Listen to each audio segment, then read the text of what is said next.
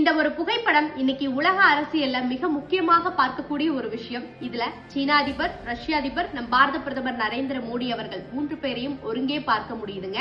அதாவது சீனாவில் நடக்கக்கூடிய ஹாங்காய் மாநாட்டுல 20க்கும் மேற்பட்ட நாடுகள் பங்கேற்கிறாங்க. அதுல குறிப்பா உலகமே போக்கஸ் பண்ணக்கூடியது அப்படின்னு பாத்தீங்கன்னா இந்தியா, ரஷ்யா, சீனா 3 பெரிய நாடுகள்.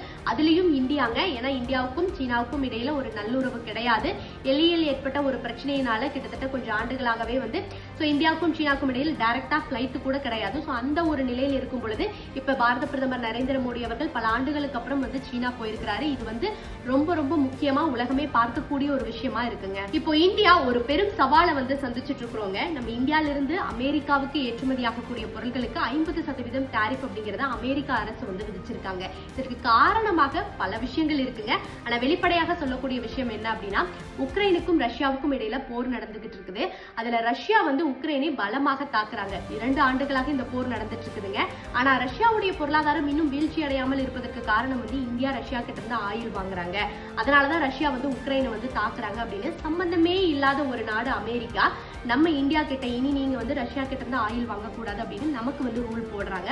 பட் இந்தியா இந்த விஷயத்துக்கு தலை சாய்க்கவில்லை. அதனாலதான் இந்தியாவில இருந்து போகக்கூடிய பொருட்களுக்கு அமெரிக்காவில டாரிஃப் அப்படிங்கறத இன்க்ரீஸ் பண்ணிருக்காங்க.